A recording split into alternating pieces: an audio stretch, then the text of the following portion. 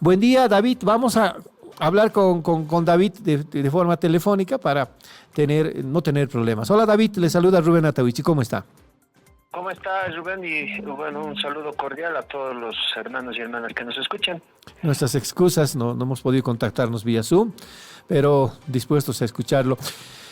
David, como ha debido escuchar nuestra intervención inicial, la ONU, a través de su Oficina de Derechos Humanos y la Comisión Interamericana de Derechos Humanos, han expresado su preocupación por el riesgo de que los casos de las masacres de Sacaba y Sencata queden impunes. Ya, en este momento está en cero a cada uno de los procesos y obviamente debe ser preocupación del Estado, debe ser preocupación de las organizaciones de derechos humanos y obviamente con la naturaleza misma, con toda naturalidad de las víctimas. ¿Qué criterio tiene de esto, David? ¿Y cómo han percibido las víctimas de Sencata estas posiciones de la CIDH como también de la ONU? Bueno, en primera instancia nosotros hemos pedido de que tanto la CIDH como el Alto Comisionado participen en las audiencias, tanto del 26 de agosto como del 29, y también más antes, ¿no?, cuando se estaba realizando el juicio normal. Y bueno, pues ellos son nuestros testigos de cómo ha habido esta manipulación, este juego, y bueno, pues al final y al cabo la decisión de anular los dos procesos. En el tema de Sacaba, por ejemplo, no han permitido que ingresen en la audiencia virtual, tanto la CIDH como el Alto Comisionado, les han prohibido el ingreso. A nosotros también, es decir, gente selecta parece que ha participado solo en el caso de la audiencia de Sacaba. Entonces, entendemos de que este comunicado tiene mucho que ver con la conclusión número 6 de la comisión, del informe de la GIAI. A ver, como es cortito se los leo. Dice lo siguiente: conclusión sexta: cuando las violaciones de derechos humanos no son seguidas de investigación que determinen responsabilidades, se instala la impunidad. Por su condición destructiva, la impunidad niega y se contrapone a las ansias de verdad y justicia de quienes fueron vulnerados en su dignidad. Es decir, esto es lo que dice la conclusión número 6 del informe de la GIEI, y justamente esto es lo que está diciendo, en cierta manera, estas dos instancias en su comunicado. Es decir, se está instalando la impunidad debido a que no se quiere identificar a los autores, y con un juicio de responsabilidades, entre comillas, el juego está en que al no haber 2/3 en la Asamblea Legislativa, en esta Asamblea o en la próxima que sí hay 2/3, el hecho es de que no quieren llevar a la señora Áñez a este juicio de responsabilidades y por lo tanto queda en total impunidad. Es decir, se anula el juicio, como lo han anulado en el caso Sencata y Sacaba. Políticamente se anula el juicio y parecería que no existe este informe, no hay 22 personas que han perdido la vida por ejecuciones sumarias, no ha habido masacres, no ha habido torturas. En otras palabras, el 15 y el 19 no han existido violaciones de derechos humanos. Entonces, eso es lo que se quiere lograr con esta, entre comillas, juicio de responsabilidades, y ahí es donde la Comisión Interamericana, como el Alto Comisionado, emiten un comunicado que les recuerda justamente que el Estado no puede entrar a este juego de la impunidad, y bueno, la dignidad de las víctimas estaría pues ahí totalmente pisoteada. Claro, si hacemos una evaluación, una mirada a estos hechos que han ocurrido en no más de 3 semanas, uno encuentra con que en este momento, si bien avanzaba lentamente el proceso de reparación judicial para las víctimas de Sacaba y Sencata en particular, no hay nada, ni siquiera en foja cero. Están anulados los procesos y consiguientemente las víctimas están en el limbo. El Estado plurinacional en cuestión y estos organismos de derechos humanos bajo una preocupación latente. ¿Qué queda para las víctimas, David? ¿Cuál sería el escenario en adelante? ¿Qué mecanismos, qué medidas, qué acciones les puede favorecer? Porque usted dice, David, que quizás la Asamblea Legislativa pueda aprobar por 2/3. ¿Cree que pueda la Asamblea Legislativa, ingresando la nueva legislatura, considerar este caso cuando ni siquiera con el movimiento al socialismo con mayoría se ha podido resolver esto en estos 5 años que acaban? Bueno, en esta legislatura vamos a hacer el intento, ¿no? Es decir, porque justamente es uno de los requisitos que nos han puesto a las víctimas, ¿sí? En el hecho de que de una forma muy hipócrita, siempre y cuando las víctimas lo pidan, ¿no? Entonces, esa frasecita ya es muy cizañosa. Pero bueno, no lo podemos hacer ahorita porque no tenemos la sentencia. Es decir, a la señora Áñez le dan copia de sus órdenes de libertad en los 2 casos, pero a las víctimas no nos entregan las sentencias, que con eso nosotros, con ese documento, podemos ir ante el fiscal Mariaca y que él inicie la proposición acusatoria. En este informe de la Comisión Interamericana, justamente dice de oficio las investigaciones, todos los actuados, pero no lo hacen así. Pero para el caso Camacho, Pumari y Áñez, de oficio en 24 horas sacan una resolución. Claro. Y ahí se ve el doble rasero, ¿no? Ahora, necesitamos esas sentencias, vamos a insistir. Si en esta legislatura no se puede, porque no hay 2/3, Comunidad Ciudadana dijo que no va a votar, creemos también no va a votar a favor, hay un contubernio, y bueno, con la siguiente hay 2/3 por demás, pero el problema es de que todos son afines a Yanine Áñez. Precisamente. Hay un ministro que ahora es senador, hay personas que trabajaban en el gobierno de Áñez, ahora son diputados, entonces va a haber 2/3 en la próxima, pero va a ser para anular, porque van a decir sí, cumplimos el requisito, pero anulan el juicio político, porque eso es lo que es juicio de responsabilidad, es decir, los 2/3 implica juicio político, y en el juicio político se anula cualquier responsabilidad a la señora Áñez y por lo tanto no hay justicia, y lo único que nos queda ahí es ir ante la Corte Interamericana. Por suerte tenemos este informe, y en este informe, con sus conclusiones y con sus recomendaciones, el Estado está obligado, y como no quiere obligarse el Estado, entonces la única opción es aplicar este principio de pacta sunt servanda, ya en el cual Bolivia ha firmado pactos y convenios en temas de derechos humanos. Este informe es parte de ese convenio, no lo quieren cumplir, así que al Estado tendríamos que llevar a la Corte Interamericana. Ahora, eso requiere trabajo, requiere apoyo, hasta incluso solvencia económica. ¿Cómo se está viendo esta posibilidad? Porque cierto es, David, a ver, si en estos 5 años no se ha podido resolver un juicio de responsabilidades, porque por ahí también se optó por un juicio ordinario contra Yanine Áñez y sus exministros, pero ¿usted cree en la próxima legislatura, en el próximo gobierno, si bien va a haber 2/3, haya posibilidad de que se abra un juicio de responsabilidades? Nosotros tenemos nuestras dudas, personalmente tengo mis dudas, porque el proceso, los casos en realidad van a quedar impunes. ¿Qué le hace pensar en esta posibilidad? Si hay algún estudio, algún análisis, alguna reunión para apoyarse con alguna institución y comenzar este proceso ante la Corte Interamericana de Derechos Humanos. Sí, bueno, pues hemos sondeado ya la posibilidad de ayuda internacional de ONGs especialistas en este tema, y bueno, pues estamos a la espera, ¿no?, del contacto ya formal, pero ellos también saben que si primero no cumplimos los requisitos aquí en Bolivia, ellos también difícilmente van a poder activar todos los conocimientos que saben, los trámites que ellos ya lo manejan mejor que nosotros, pero están igual ellos a la espera. Y nosotros, como tú dices, lo tenemos seguro de que no va a haber un juicio de responsabilidades en Bolivia porque todo ya está, como en popular decimos, está amarrado, ¿no?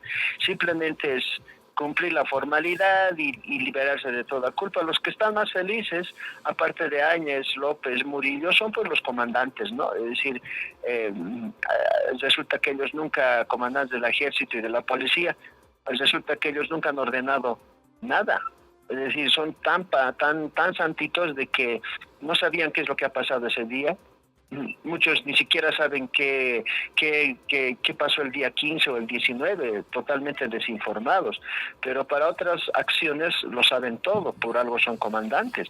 Pero bueno, pues ahí está la doble moral, ¿ya? Y yo creo que aquí lo único que nos queda decir a nivel internacional, el tema económico sí pesa, pero también hay formas de cómo los mismos hermanos del 2003 han accedido a una forma de apoyo y del cual también vamos a, digamos, pedir su experticia. Más que todo ahí el hermano Thomas Becker es el que ha logrado, digamos, ese tipo de apoyo internacional y bueno, hay instancias, reitero, que se han especializado en estos temas y son los que ayudan específicamente a víctimas, pero necesitamos cumplir esos requisitos que nos han puesto y sin eso tampoco podríamos pedirles apoyo.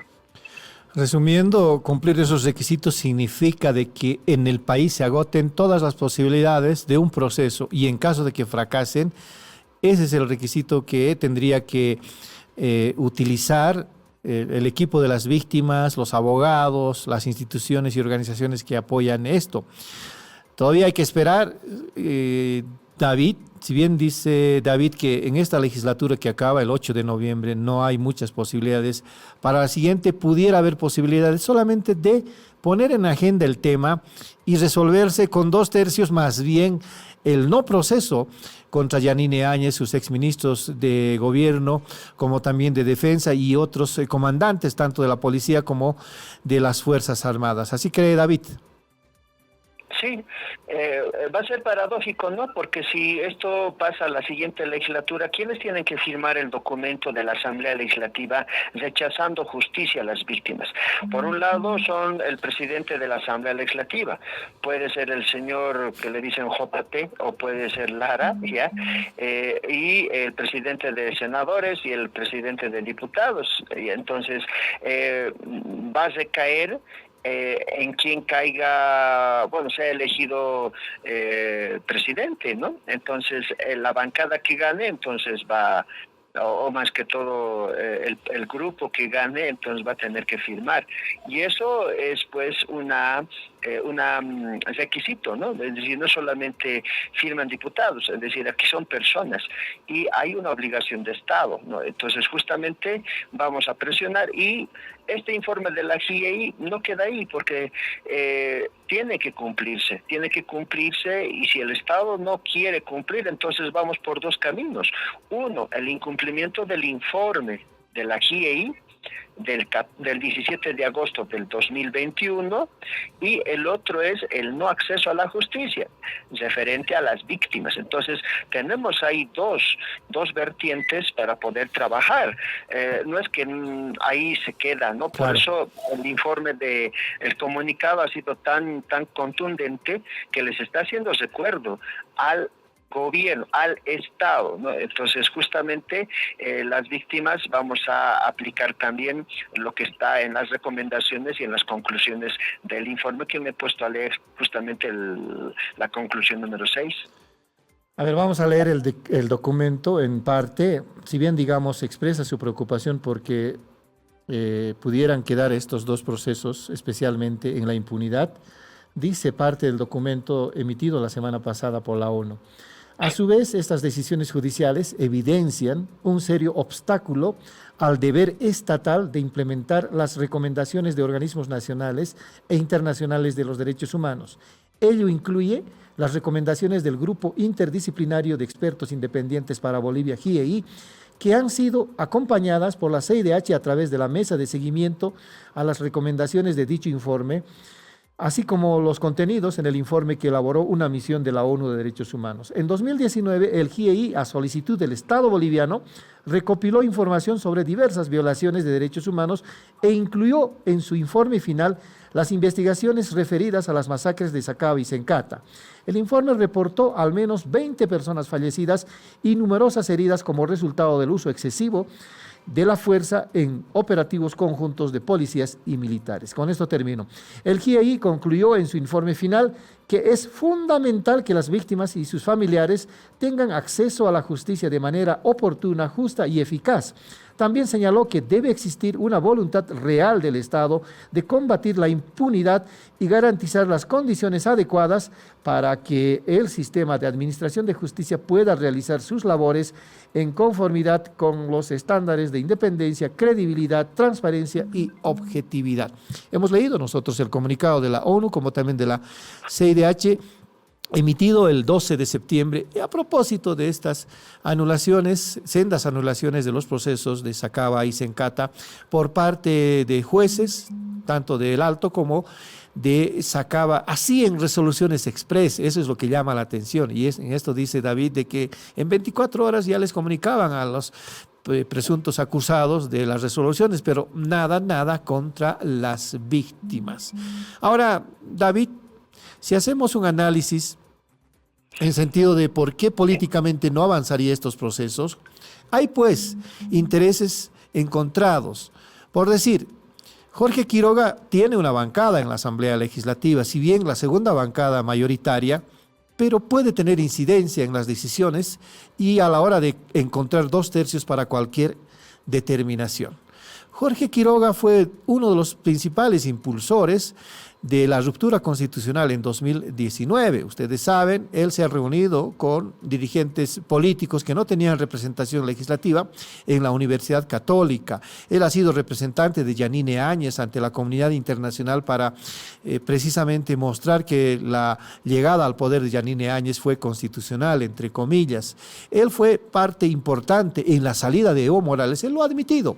Él lo ha admitido en la salida de Evo Morales hacia México. Él dice que he facilitado hasta hice de su agente de viajes. ¿Para qué? Para generar un vacío de poder y consiguientemente este ser el argumento para la llegada al poder de Yanine Áñez. Y la otra fuerza política, la tercera, es la de unidad de Samuel Doria Medina. Samuel Doria Medina también participó de las acciones en 2019, de las reuniones de la Universidad Católica. Él fue el de la idea del plan B, cuando se intentaba con el MAS resolver la situación. Él dijo que tenemos un plan B, y el plan B era Yanine Áñez y su llegada al poder. Ahora tiene bancada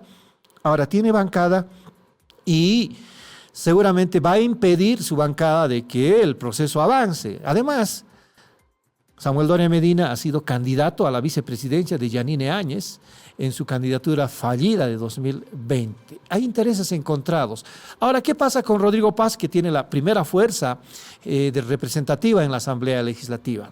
Muchos de sus postulantes, ahora electos, también han salido de estas otras fuerzas políticas para ser electos para la siguiente legislatura. Entonces hay un juego de intereses muy fuerte, incluso más fuerte de la legislatura que termina. ¿Qué posibilidades hay realmente ante este escenario, David? No, pues por eso justamente es que se instale, digamos, hipócritamente pueden hacerlo ahí, sí, vamos a cumplir, la asamblea va a ir, nosotros vamos a instruir. Pues es posible que digan eso para quedar bien ante la opinión pública, ante la opinión de las instancias, pero se pueden escudar en la figura de que la independencia de poderes, ¿no? Entonces el órgano ejecutivo nada que ver con el órgano legislativo y vamos a respetar lo que diga la asamblea legislativa, etcétera, pero las órdenes son ya dadas, ¿no?, por los intereses que tienen cada uno. Entonces sabemos, bueno, presumimos o intuimos de que si se cumplen los trámites se va al procedimiento de los 2/3 y bueno, pues por mayor mayoría, por 2/3, lo van a anular el juicio, ¿no? Entonces, sería interesante, bueno, esto tal vez está dentro del juego del ajedrez político, de que acepten, hablen internamente y digan, bueno, saldremos bien, ¿no? Y demostraremos ante el mundo de que vamos a hacer justicia, y acepten. Sería interesante de que se vaya a juicio de responsabilidades aprobado por la nueva Asamblea Legislativa. Y bueno, pues ahí también hay intereses, porque sí o sí van a ser, por nosotros, van a ser identificados como autores mediatos, porque esta es la figura que está en el informe también, autoría mediata, es decir, son aquellas personas que sabían, conocían qué es lo que iba a pasar, pero como no tenían autoridad de mando, ¿no? Pero permitieron, no dijeron nada, callaron. Entonces, en ese sentido está pues Quiroga, está Doria Medina, porque como tú lo has dicho, han sido parte, no pueden decir que no fueron parte de un gobierno que ha vulnerado derechos humanos, que ha violado derechos humanos, que hay ejecuciones sumarias, que hay masacres. Entonces, este es el juego político ahorita, ¿no? Es decir, estamos también nosotros evaluando esa situación. ¿Qué pasaría si aprueban? ¿Qué haríamos? No, pues nosotros tranquilamente tenemos el informe, y este informe es lapidario para el gobierno de Áñez y también para todos los que han participado en estas violaciones de derechos humanos. Ahí sí nos vamos a Sucre, y en Sucre se lleva todo el proceso de presentación de pruebas, testigos de cargo y de descargo, y con lo que involucre, ¿no? Es decir, y en el caso de que no se diga que no, entonces hay la otra opción, que es ir ante la Corte Interamericana, y ahí también el informe es lapidario. Es decir, ahí tampoco se puede ir a decir, sabe que yo era parte pero no he ayudado, ¿no? Es decir, sí he salido en la TV, en la foto con la señora Áñez, pero yo no sabía nada. Es decir, no hay esa figura. Entonces, el tema de la impunidad está bien demostrado en el documento que se ha leído, y es también parte de lo que está en la conclusión número 6, es decir, no se apartan. Por eso también las dos instancias han sacado en unísono el comunicado, y estamos ahorita ante una situación en la cual estas dos instancias le están diciendo al Estado, ahí independientemente de quién sea gobierno, le está diciendo al Estado plurinacional, al Estado boliviano, les está diciendo no eviten ser sancionados, o decir, eviten ser sancionados en el caso de que no quieran cumplir el informe. Entonces, ahí está el mensaje, nos ayuda a las víctimas,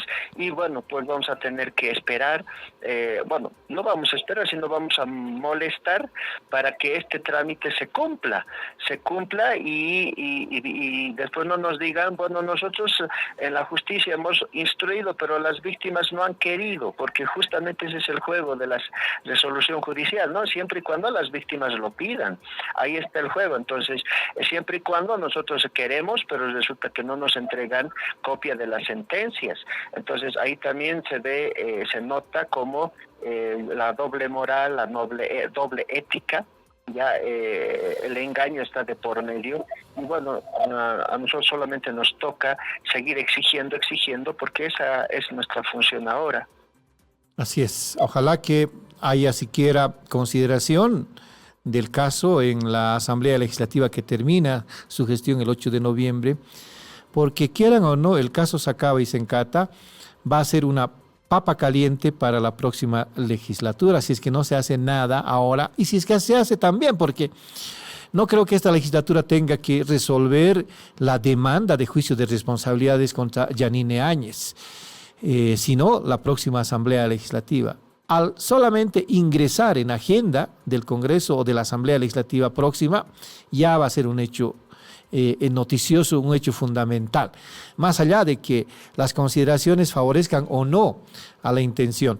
Pero para terminar, David, ahora, ¿qué espacio hay para debatir en el entorno de las víctimas, de las organizaciones que las respaldan, para tratar los posibles pasos en adelante, independientemente de lo que haga la Asamblea Legislativa en cumplimiento de esta demanda de la ONU y de la CIDH? Bueno, nosotros nos estamos reuniendo virtualmente ya con los hermanos de Sacaba. El problema de nuestros hermanos de Sacaba es que la mayoría vive pues en diferentes comunidades, ¿no? Sí. La única forma que tenemos es pues vía Zoom, ya, o llamada telefónica de coordinar, pero a veces no es tan nos falla a veces la tecnología, ¿no? Pero a veces es mejor reunirse y hablar de cara a cara y bueno, pues eso también nos dificulta, ya, pero estamos coordinando, estamos tratando de llevar una sola posición, pero también en el Chapare también pues a veces ahí pesa mucho el criterio del señor Morales, ¿no? Que en algún momento ha prohibido que las víctimas se asocien. Ya, y él también quiere manejar pues a las víctimas de acuerdo a sus intereses de político partidario, ¿no? De como cálculo político, y eso también afecta a la coordinación que nosotros quisiéramos hacer bien, ¿no? Entonces eso también está de por medio, es decir, no son las víctimas, no solamente tenemos al enemigo al frente, que son los de la derecha, sino también están pues al ladito, ¿no? Es decir, que dicen ser de izquierda, pero a veces utilizan a las mismas víctimas o quieren utilizar a las víctimas como rédito político, y ahí las víctimas estamos como un sándwich, ¿no? Como al medio, es decir, y eso también nos pone a nosotros en problemas, porque muchas de las víctimas tampoco quieren pues ser utilizadas o entrar en la figura de la revictimización, y eso es muy complicado, ¿no? Por eso también en algún momento han dicho, bueno, hermano David, tú sé el vocero, nuestro representante, porque ellos tienen miedo ahorita, ¿no? Tienen miedo de aparecer en la televisión, de que sean identificados, y también están aflorando actitudes racistas, ¿no? Es decir, esos terroristas, los que querían volar la planta, van a recibir, ¿qué cosa quieren? Entonces, en mis WhatsApp, los mensajitos que mando, a veces siempre hay amenazas de por medio, actitudes muy racistas, xenófobas, y bueno, pues, y eso es lo que queremos evitar también para todas las víctimas, ¿no? Es decir, podemos salir a hacer conferencias de prensa, pero nos van a identificar y ya nos van a empezar a gritar. Entonces, ahí está también de por medio el cuidar la dignidad de las víctimas, y eso también evita de que hagamos constante movilización. Hay otras personas que salen a nombre de nosotros, ¿no? No los conocemos, les agradecemos, pero a veces toman acciones también de violencia que no es parte del sentir de las víctimas, ¿no? Y se atribuyen que son víctimas de Sencata y Sacaba, pero a veces lo hacen de manera muy violenta, y ahí también hacen quedar mal a toda la asociación o a las víctimas, tanto de Sencata y Sacaba. David, ojalá que haya justicia, es nuestro sentimiento, y ojalá que también las víctimas encuentren reparación judicial. Si bien, digamos, ha avanzado en parte la reparación económica, que no es nada, considerando la pérdida de seres humanos en 2019. Gracias. Será hasta otra oportunidad, David. Hasta otra oportunidad, y que tengan una buena jornada. Hasta luego. Buen día, le decimos a David Inca, él es representante de las víctimas de Sencata.